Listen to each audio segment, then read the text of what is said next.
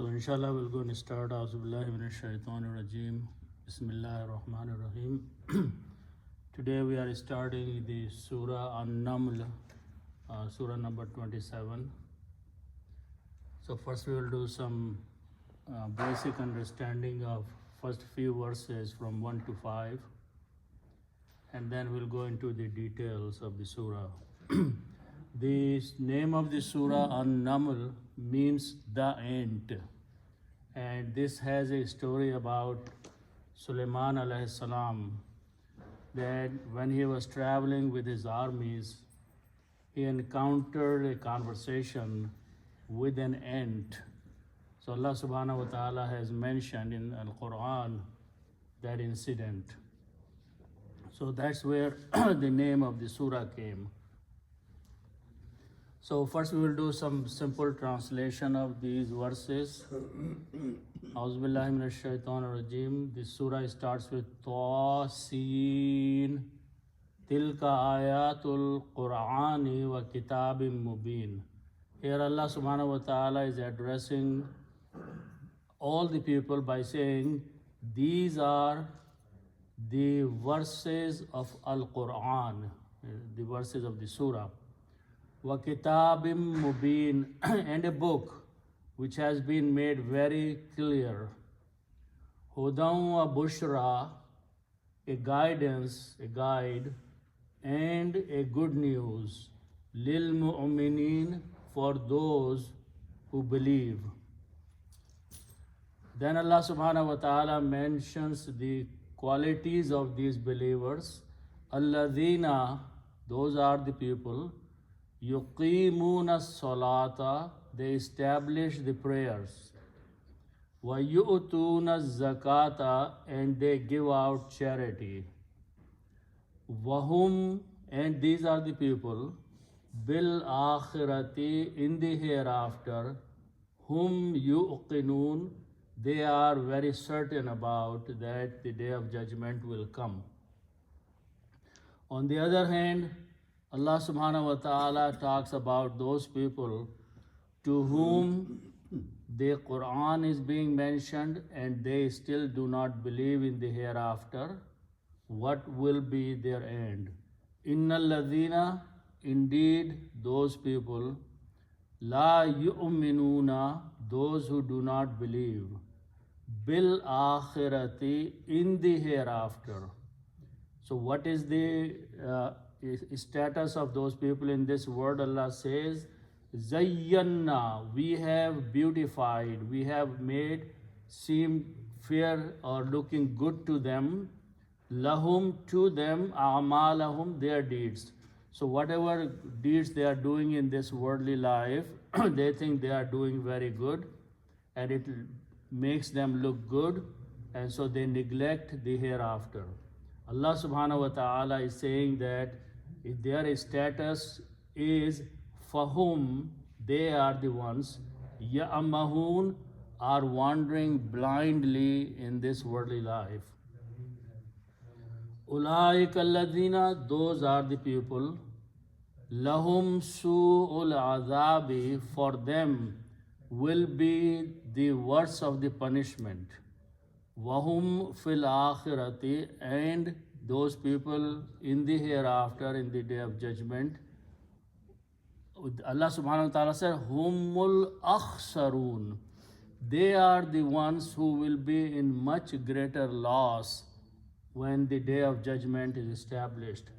So if you notice that the emphasis in these three ayats is about the hereafter, mostly al-akhirah, because most people who were living at that time, especially around where the Quran was being revealed, did not have a solid belief that there will be a day of judgment, there will be a hereafter. So Allah subhanahu wa ta'ala is emphasizing in these verses that day of judgment will come and what will be the reward or punishment on the day of judgment. So with that we'll go in the beginning of the surah and do a detailed understanding. The surah starts with these two letters, Tha and Sin. I want to spend a couple minutes on explaining these letters which appear in the beginning of some surahs, not all the surahs.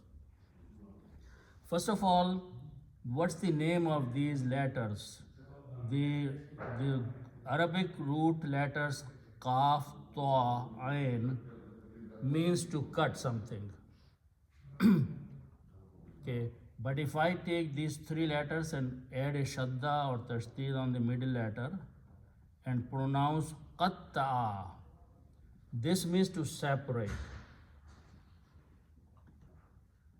So these letters which appear in the beginning of some surahs like Ta, Sin, these are called huruf. These are letters, these are not words, these are separate letters. So they are called huruf. Huruf is the plural of harf, which is letter. And qatta'a means to separate, but the word is made by putting a meme. Muqatta'a means something that has been separated. So these letters, even though when they are written, they are joined together like that. Ta is joined with Sin, but in the tajweed, in the recitation, we have to pronounce them separately. That's the reason muqatta'a means separated, pronounced separately, right together. So it will be pronounced Ta separately, Sin separately. One thing. Second thing is that in the recitation of the Quran, whenever you have these three letters, alif, waw, and ya, these are called weak letters or huruf illat. Okay, and these are just the sound letters. And one of the qualities of the sound letters is that if after any of these three letters during the words and recitation, if you see a hamza or you see a shadda, tashdid, the effect of these two harakat, these are not letters, these are harakat, they create the sound, is that these two force a mad on these three letters. So whenever you see an alif or a waw or a ya in the Quran, and after that it is a hamza or a shadda, then backward you have to pronounce this with a long mad. Now, so in the normal tajweed rules, these are the only three letters that have the sound of mad. But in the huruf muqatta'at, any letter can have a mad on that one. So in this case, Sin has mad on it. Now why Ta doesn't have, why Sin have? Because this is the way Quran was revealed. Prophet ﷺ recited this way, that he stretched the sound of Sin and did not stretch the sound of Ta. So this is Ta, Sin, that's the way you have to recite it. Now, why are they there in the Quran? In the Old Arabic, when the scholars and the writers will write the books and the poetries and the essays, they will add these couple letters in the beginning of their writing. And it became a custom, a fashion, that maybe this writer has a very special secret letters and he is adding that in the beginning of his text. So the people were used to of knowing that in a writing there may be a letter here or two letters or three letters in the beginning when the book is starting. So when Quran was revealed, Allah subhanahu wa ta'ala maintained the same structure and the knowledge that he added these letters in the beginning of the Quran surahs, and nobody questioned. Otherwise, people could start saying, okay, what kind of person is that? He is adding letters that don't make any sense. But there was no objection raised by the common people or the scholars of the time. They took that because they were used to of knowing and seeing these huruf muqatta'at. So there are some surahs where there may be one or two up to 5 or 6 letters written together they have to be recited separately, and only Allah knows the meaning. There is no one who knows the meanings of these letters. People try to, generate all kinds of meanings, but there is no authenticity of that. Okay, with that, let's move on to the next word. Allah subhanahu wa ta'ala says, Tilka ayatul Qur'ani. Even though these words are very simple words and we know through the language of Urdu, but there are very detailed and deeper meanings of these words. So that's what I want to go in there. First word is tilka. Tilka, the word is til and ka. Compared to that, there is another word, dhalika. These two words are used as the isme ishara. Ishara means if you have something at a distance and you want to point, or if I want to point to that object and draw your attention to that, then these two words are used. Okay. The letter ka here, kaf with the fatha, means you, which means I'm actually drawing your attention to some object which is at a distance. Now, if that object is a feminine object, then tilka is used. Okay, so feminine and a distance, and distance will be in English will be that object, something which is further away from you. The other way around. Other way around. Zalika is father. Tilka is near. Zalika al-kitabu, wo for. So tilka is for a feminine, zalika is from a masculine. Okay, and also it means the same thing, that. Okay, now if the object is feminine, then we used tilka. If the object is masculine, we use dhalika. Now here in the Quran, the word tilka is being used. So let me go on that one, because that's what we want to ponder about. So the word alif, hamza and alif with one fatha on top is sounded as a. And if I take a letter ya and put a ta on that, and then put a round ta with two peshes, this word, this letter ta with a round ta and a dhamma, is a sign of a feminine word. So the word ayatun, important thing is that be careful in the pronunciation. And one more thing I want to point out here, because most people are used to of reading the Uthmani script versus the Indo-Pak script. This word Hamza, Fataha and Alif is a sound of A in Uthmani script. In the Indo-Pak script, this is written this way. Sound is same, except writing is different, meaning is same. So the word is pronounced as A, either you write this way, okay. Now, A, Y, short of fatah or zabar on that, and with the sound of noon, this tun is a signature of a feminine word. So the word ayatun is a feminine word. Okay. If I change this one fataha to an alif sound, it becomes ayatun, and it becomes a plural. So ayatun means one verse or one sign. Ayatun means signs, plural. Now when plurality is written, then in the script, this round ta is opened into a regular ta, and it becomes this way. Ayatun. So the word is a. Important thing is that it's a plural. Ayatun.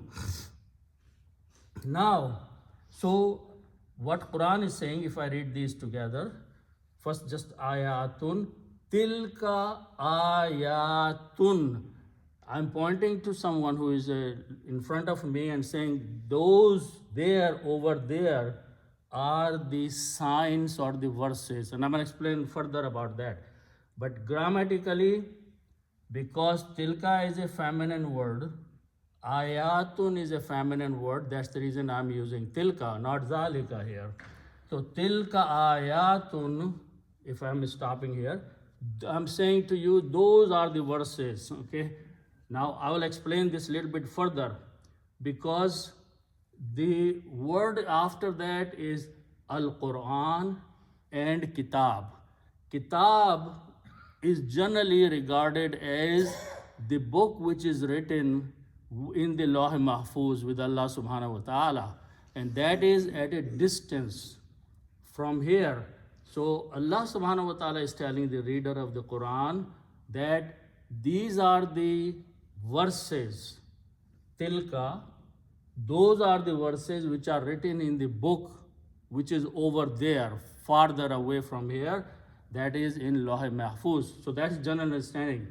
Now, in general, as I said, this is a distance, okay? But most of the translator translate these.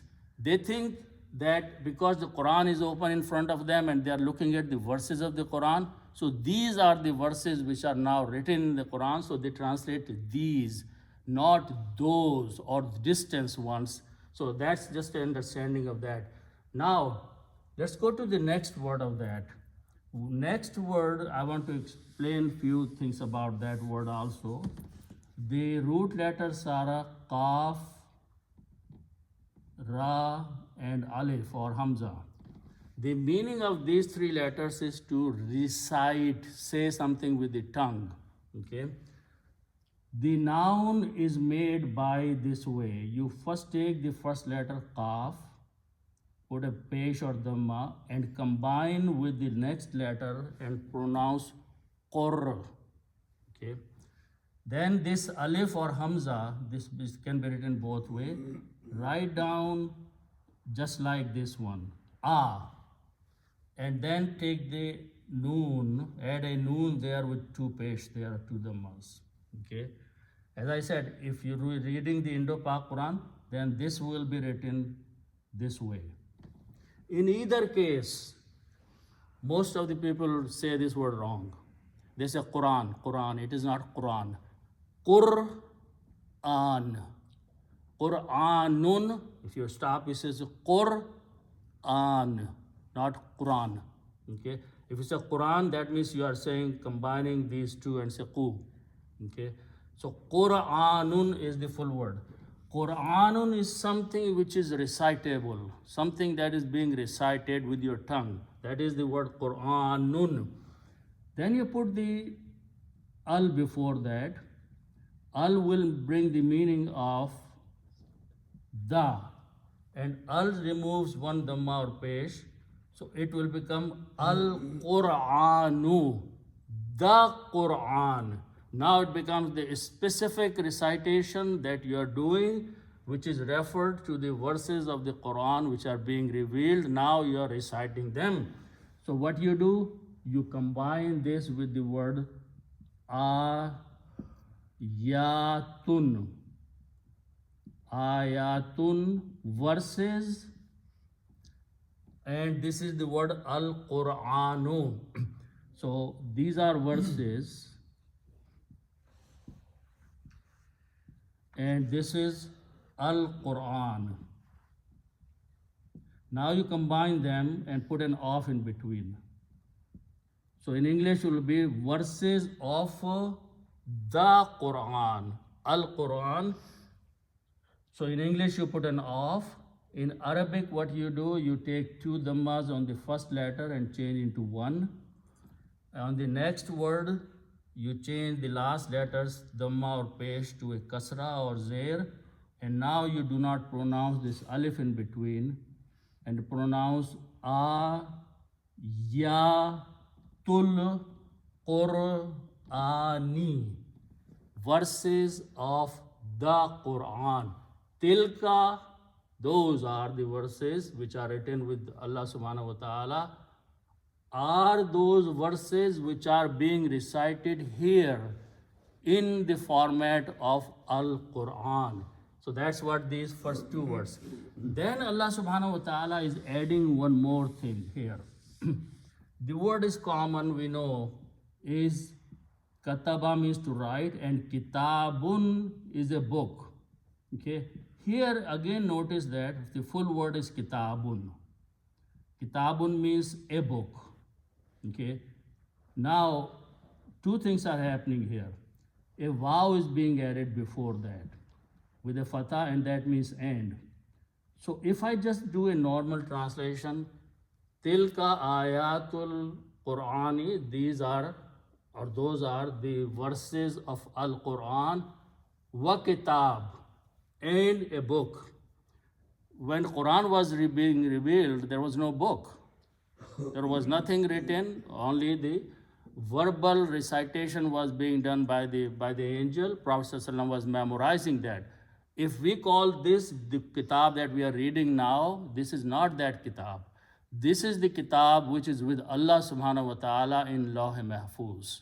So from there, from that book, the verses are being transferred and being recited in the worldly life. So wow is telling me that this word is still continuing. So if I do it this way, if I do again,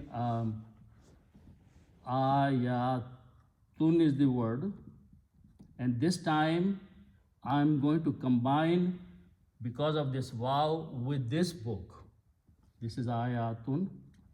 So again, as I do, I have to put an off in between. So it will become ayatu, and this will become kitabin. So that's the reason kitabun changed to kitabin. So wow is saying that combine ayat first to the Quran word, and then combine ayat to the word kitabun. So that will become kitabin and ayatul Qur'ani wa kitabim. Then after that, Allah subhanahu wa ta'ala, one more word is being added there, which is the root letters are ba, ya, and noon. Bain means in between, but if I put a shadda and pronounce bayyan, bayyan means to make something very clear. Bayyin, okay? So the word mubin is from bayyin, and it becomes clear. Mubinun is the full word. Mubinun, always noun is created with two pesh or two dhammas. Mubinun, something very, very clear. Now, this word is coming as a sifat or quality or naat of the word kitab. And kitab has already become kitabin.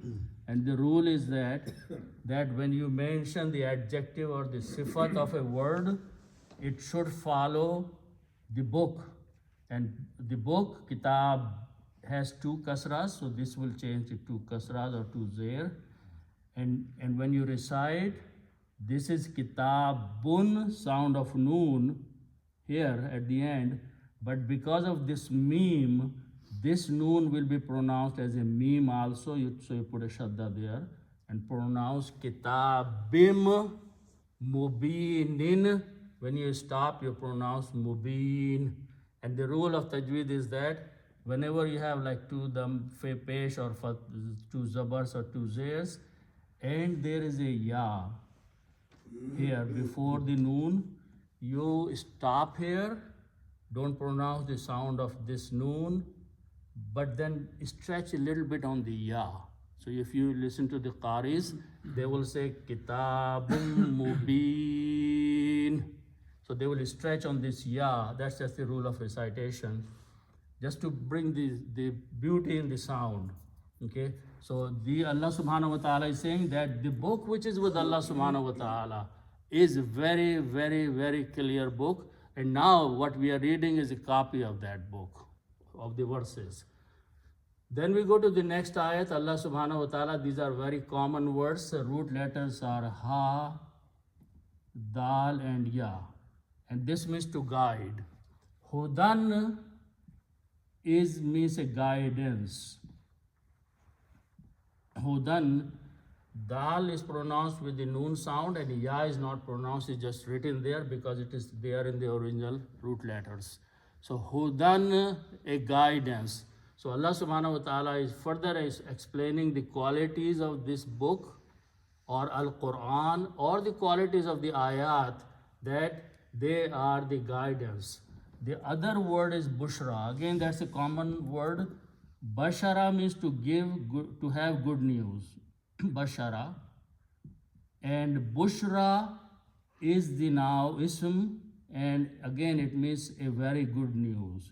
So this book gives good news to those who follow and obey the commandments of Allah subhanahu wa ta'ala. So, but the two, wow means and, so it will be pronounced hudan, not hudan anymore. Wa bushra, and the good news. Now here is another word I want to explain that comes very common, that this word is lil mu'minin. So the root letters are alif, mim and noon, amana, and these are three letters, so they belong to the group of the word we call bab fa'ala. And I'm going to make another bab or another group of word by adding an alif in the beginning. So these become four letters now: alif, alif, mim, noon, amana. These two alifs are pronounced again as this way, a-mana, or in Indo-Pak script they are pronounced as this a-mana. The meaning is different. Amana means to believe, amana means to have peace. Aman is peace. So this is the word we are going to use, amana. Now in this word, so the word right now is amana. Amana means to believe. When we want to make a doer or a file, a person who is believing, we simply add a meme in the beginning with a pesh, like Muslim, mu'min, muflis. Okay. By adding the meme, it becomes the person or the doer. So now the word is mo, and then we have to combine with this one. So first thing will be meme is combining with the hamza. So it will be written as meme, dhamma combining with hamza and pronounced as mo'o. Then you take the next two words and pronounce as min, and always at the end to pesh. So the word is mo'o minun. There is no wow anywhere.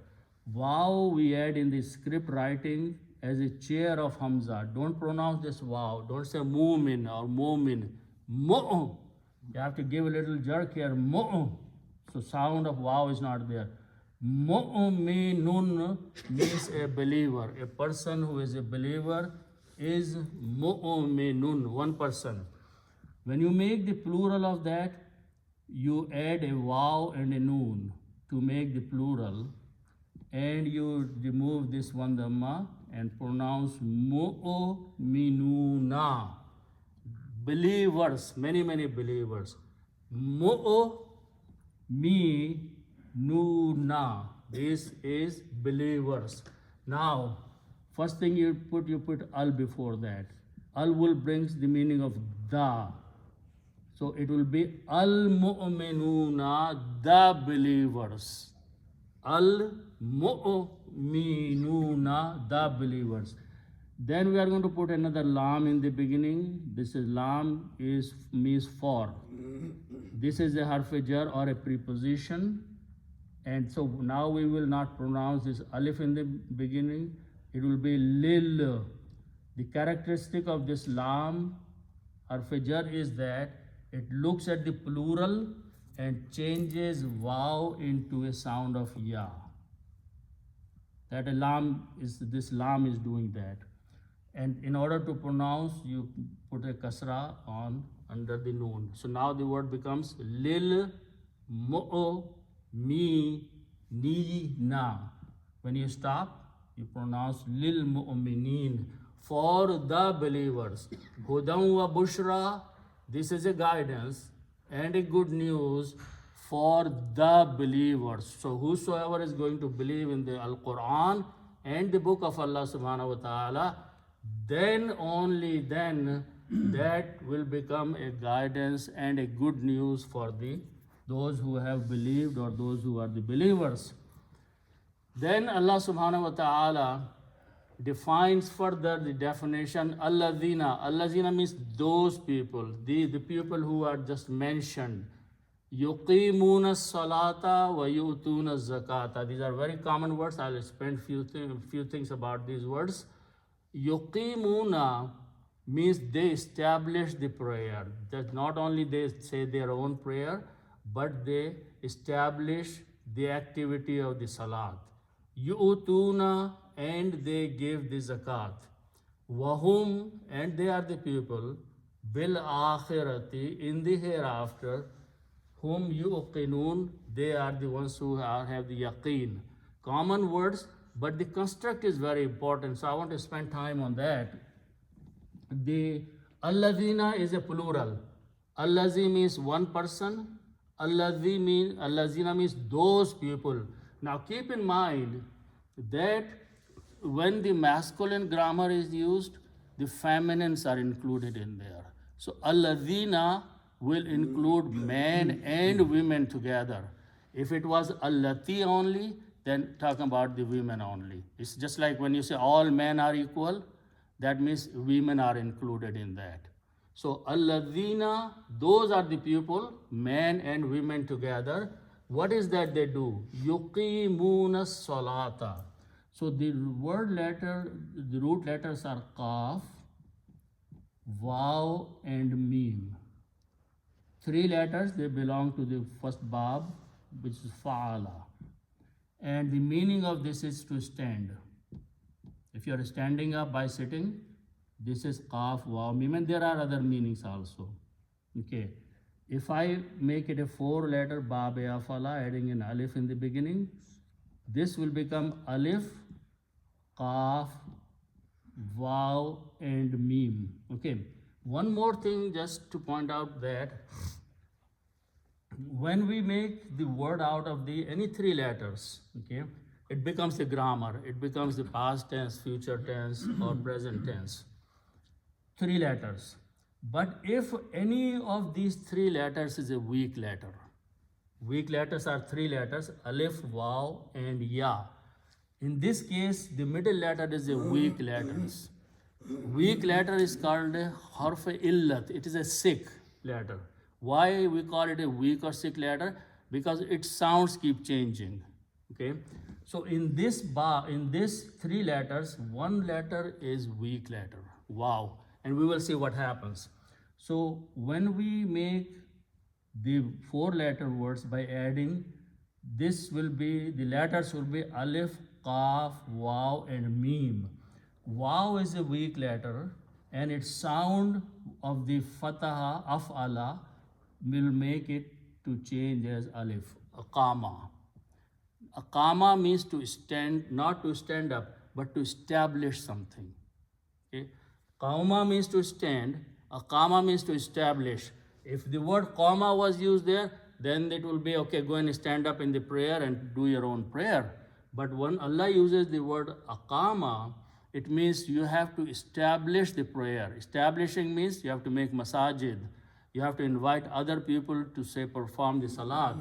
You have to convey, you have to teach, you have to do all kinds of things. So instruction is going for the aqama of the salat. Salat means prayer, namaz. But not pray your own prayer, but work hard towards establishing the prayers in the society. So that is the word. Now, 2 more things I want to point out, because a certain rule of grammar is repeating here many times. So if I have these 3 letters, fa, and lam, fa'ala, okay, and just simple meaning is to do, okay, and if I'm making the word they do or they are doing, it's a plural and present tense. I want to make the grammar of these 2. It's a very standard rule. They is a 3rd person plural and do is present tense. How do we make in Arabic? First thing we add a ya in the beginning with a fatah on it. and that brings the meaning of third person. Then we take these three letters and join together. Yaf alu. This means he does. If I add a waw of plurality there, this will become a noon Arabi, and pronounce yaf aluna, that becomes the meaning of they do.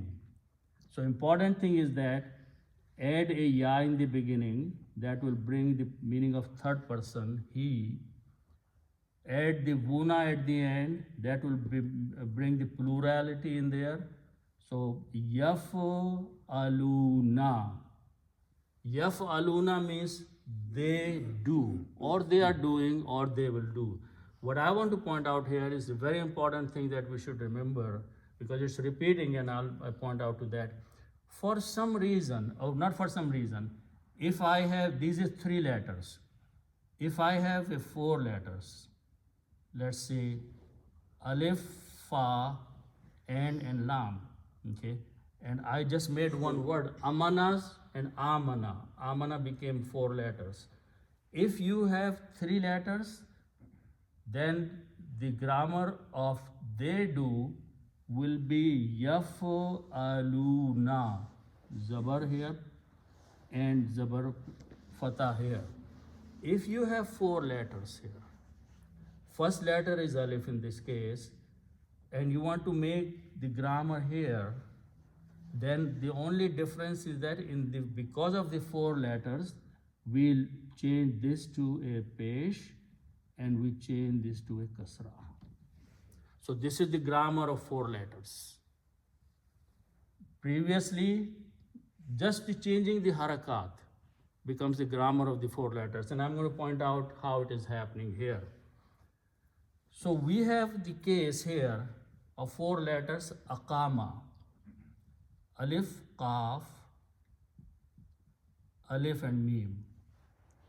Aqama means to establish something. And I want to make the grammar they establish, or they are establishing, or they will be establishing. Four letters, I have to follow this pattern. Only thing I have to do is that instead of a fa, and lam, I have to put qaf, alif and mim. So if I just keep ya here with the pesh and vuna at the end, because ya is third person, vuna is plural. Middle three letters are now qaf, alif, mim. Qaf, alif and mim. Okay. Now we have to put the harakats. So you put sukoon here, kasra here, and mim here. However I pronounce this word, the meaning of this will be they establish. They are establishing. Now, alif with a kasra is a weak letter, and it's a mismatch of the sound, because the sound of alif is zabar, not zir. So in the sounding, we replace this to a ya, because it's a weak letter, okay? And because of this kasra, we adjust this word to speak in a softer way. So we say yuqi, not yuk anymore, yuqi, yuqimuna, okay? So that's the word in the Quran, yuqimuna, they establish, or they are establishing. What are they establishing? As-salat, the prayer. The salat that we perform, daily salat, it's pointing to that. The word is as-salatu. The full word is as-salatu, but as-salatu is coming as a maf'ul or an object of this verb. And whenever a noun comes as an object, we change salatu to salata. Last letter, and I keep finding, last letter changes from a pesh or a dhamma to a fataha. So as-salatu, when we say as-salatu khairum minan nam, at that time there is no verb before that, so we are pronouncing full word as-salatu. But if there is a verb before that, which is yuqimuna, then it becomes the maf'ul and you change salato to salata grammatically. So yuqimuna salata, those are the people who are establishing or they establish the prayer. So that's one activity which is the requirement of al-mu'minun. The other requirement is وَيُؤْتُونَ الزَّكَاةَ. So let's ponder on that word. Az-zakat is a common word and actual full word is zakatu. Always zakatun is the word. You put al, it becomes az-zakatu. I want to explain the word yu'tuna. Alif, ta and ya are the root letters, and the three root letters always belong to the group of the words we call fa'ala. The meaning of these three letters is to come. Okay, notice one thing, these three letters have two weak letters in them, alif and a ya, huruf illat. Only the solid letter is ta in the middle. Now I want to make the four letters by adding an alif in the beginning. So this will become alif, alif, ta, and ya. The meaning of these four letters is to give. The meaning changes when you go from one bab to another bab, three letters to four letters. So here, ata means to come, and there is a verse in the Quran, ata amrullah, the command of Allah has come. But this is not ata, this is ata. Two alifs should be pronounced as either this way or this way. But the meaning is to give, ata. Now, when we make the grammar of that on the wazn of, so this is the word we are going to use. To give, ata, and this, as I said, can be written as Hamza and Alif. Okay, of Allah. Now these are the four words. Now we want to make the English meaning they give. Okay, so the rule is that when you make the grammar for third person, first thing you add a ya in the beginning. And because this is a four letter, so it will be ya with a dhamma. Then you combine with these three letters, Hamza, Ta and Ya. Hamza, Ta and Ya. And then we add a Vuna at the end for the plural. Okay. Now, to combine the harakat, you have to combine this with this thing. It will become Yu. And then we put a waw as a chair, don't pronounce this waw. So this so far is yu. This is a weak letter, you can throw this away, and it becomes tuna. Yu-tuna, don't say you-tuna. You-tuna is wrong. If you say you-tuna, you're pronouncing waw. Pronounce yu-tuna. Don't pronounce this waw, it is just written there. Yu-tuna means they give. What is that they are giving? Az-zakat, charity. So that's another quality of the al-mu'minun, that they give the charity, okay, or zakat. And zakat, by the way, zakat is not that, this word is not that 2.5% only. Whatever you can give from your wealth is this word, az-zakat. Wahum bil akhiratihum yuqinun. Now this word akhiratun is actually akhara. Akhara means something which comes later. And the word akhiratun is written something that will come later, which is the day of judgment.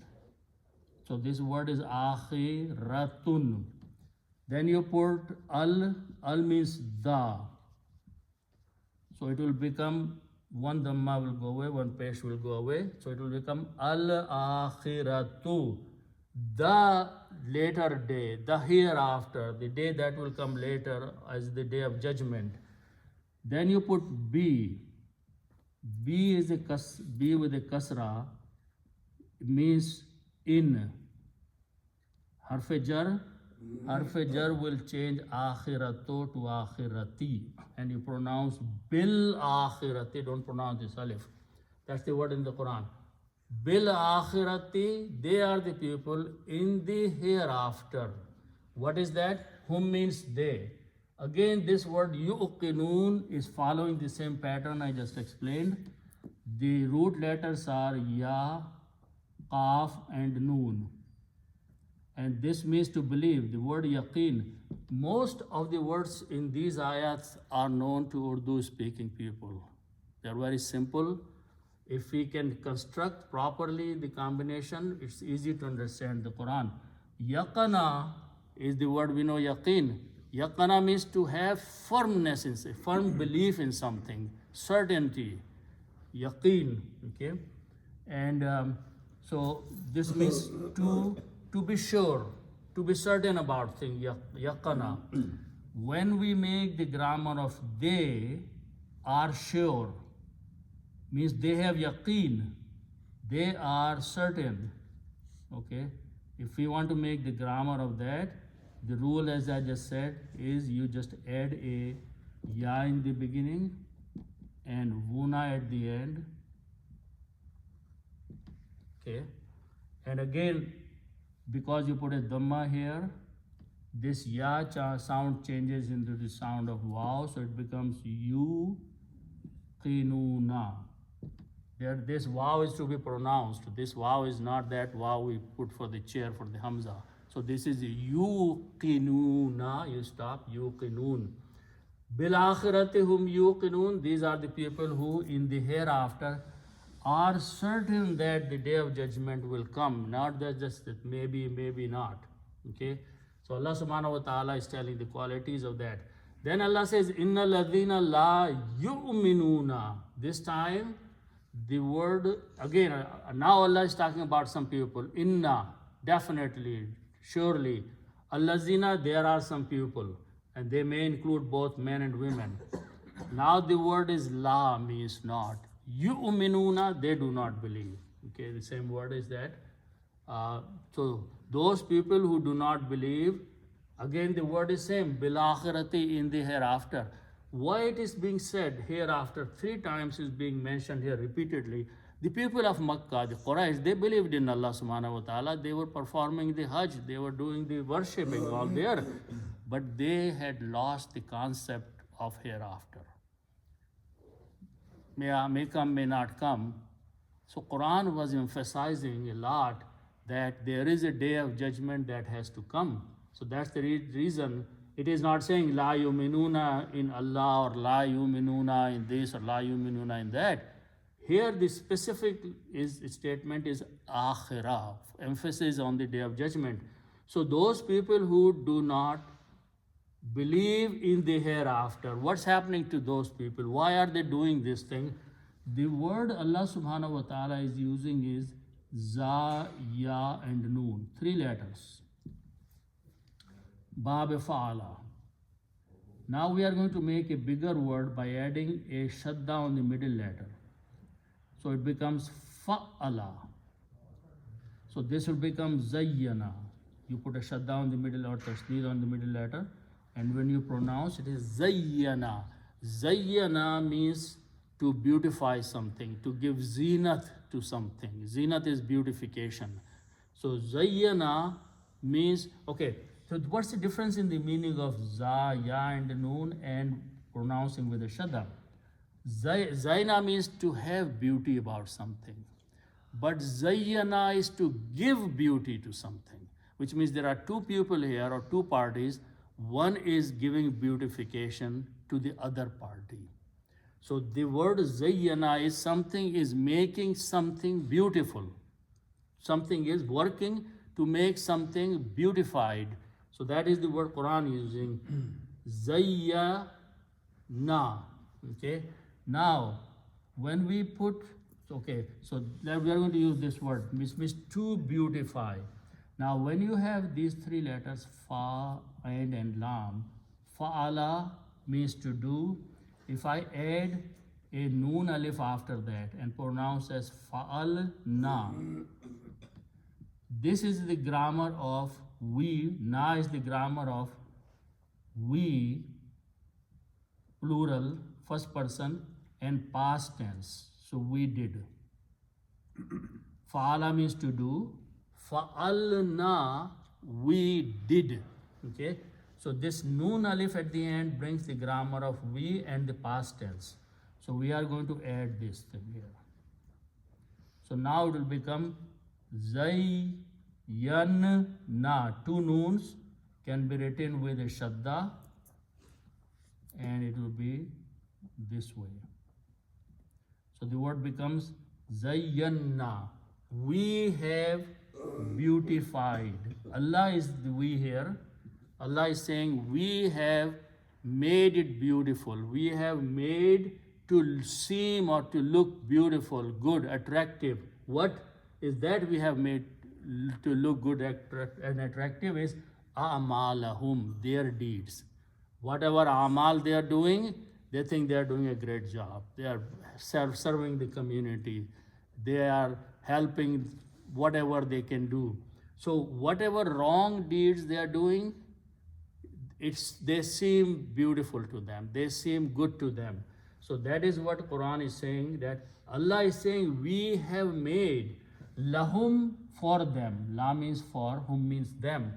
Those people who do not believe in the hereafter, Allah subhanahu wa ta'ala is saying we, Allah, has made these deeds which they are doing seem beautiful, good to them. Okay. So what is happening, that in that activity, that anything they do right or wrong, they think they are doing great job. Allah says, what is their status? What is their state of situation? Fahum, so, and whom means they. The word is ain, mim, and ha.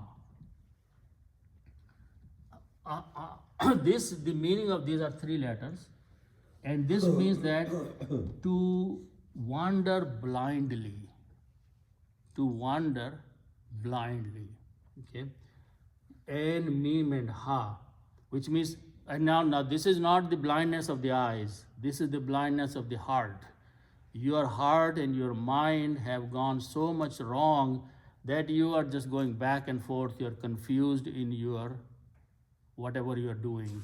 So that is, now again, so the meaning is to wander blindly, and when you may make the grammar of putting a ya in the beginning and waw and noon at the end, it becomes ya'mahuna. This is the plural of third person. They are wandering blindly. They are confused. Whatever they are doing, Allah is saying it looks beautiful to them, but actually the fact is that they are lost, they are wandering blindly, they are doing it wrong. So that is the status of those people who, because whatever they do, right or wrong, they take bribery from someone and they don't have the fear of the hereafter, and they give part of that as a charity. So they're thinking they're doing good. Allah saying this is what the state is, that they think that their deeds are beautiful, the good, great job they're doing, but the fact is that their hearts are blind and they are wandering in that case.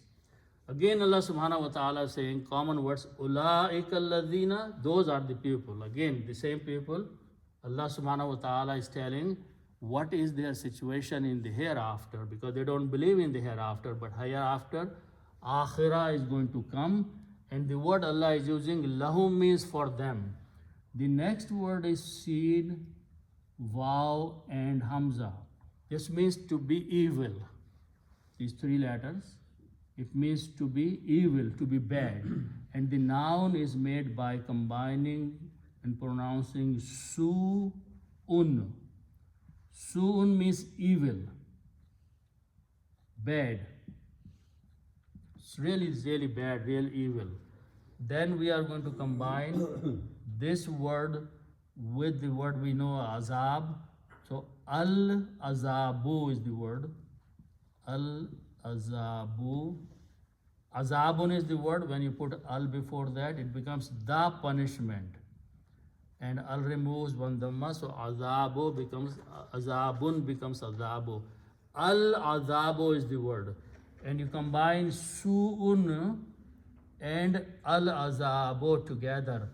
Couple things I want to point out is that you put an off in between.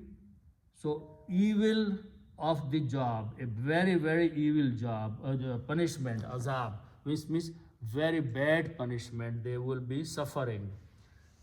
So when you combine these two, su'un, one page will go away and azabo will change to azabi, and you read them su'ul azabi. Okay. Important thing I want to point out is that, as I mentioned, that when there is a harf illat waw and there is a hamza after that, then this waw should be pronounced with a long mad.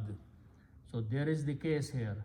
Hamza is there and a waw is there, so you have to pronounce with a mad there. So it will be su'ul azabi. The unfortunate thing is that back home in India and Pakistan, our teachers who teach Quran to the children, they teach how to recite. But why? Why there is a Dhamma, they don't tell that, because probably they don't know themselves. This is the Fusha structure that certain, in this case, Hamza impacts the Waw to make it an elongated sign, sound of that. So you have to pronounce Su'ul Azabi, the severeness of the punishment, words of the punishment. And then Allah says, Wahum fil akhirati. Again, the word akhirati is being used, and this time is fi being used. Fi is a harf jar. It will change al akhiratu to akhirati, just like ba change that. Whom, they are the ones. They are the ones. Again, Allah is being used. Whom. They are the ones. What are the state of their? Allah subhanahu wa ta'ala this time is using the word al-akhsaruna. So let's understand that word. Root letters are kha, sin and ra. Khasara, common word, it means to be in loss. Khasara is a loss. So khasara means to be in loss. Okay. In the grammatical form, if you have these three letters, kaf, ba and ra, this means to be big. Okay. If I put an alif in the beginning and pronounced akbarun, this is the rule of making a superlative degree. Akbar is a superlative of kabara. Kabara means to be great. Akbara means to be greatest, because we use this for Allah subhanahu wa ta'ala, Allahu Akbar. So how to make this superlative degree is that you add an alif in the beginning of the three letters. So khasara means to be in loss. A person who is going to be in a greater loss is akhsarun. Just put an alif with a zabar here. Akhsarun is a person who is not in a loss but in a greater loss, superlative loss. That's the word akhsarun. One person, you make plural by adding in vuna at the end. Okay, so it becomes akhsaruna, the ones who are greater losers. Okay, then you put al before that. Al brings the meaning the. So the word becomes al-akhsaruna. The, when you stop, you say akhsarun. So al-akhsarun, that's the word in the Quran. These are the people who are thinking everything is beautiful for them. They in the hereafter are the greatest of the losers. Means their punishment will be severe of the punishment, and their loss will be the greatest loss, because whatever good things they thought they did in this world, their intention was what? Different. So they got no reward of that. So they end up al-akhsarun. If it was simple loser, it will be khasirun. But akhsarun is the superlative losers in the hereafter. So these are the beginnings of the ayats of Surah AnNamal. Very powerful and beautiful surah. A lot of different incidents have been mentioned, inshallah we'll continue. So may Allah subhanahu wa ta'ala give us tawfiq to understand the Quran and act upon it. Sadaq Allahul Azim. So inshallah.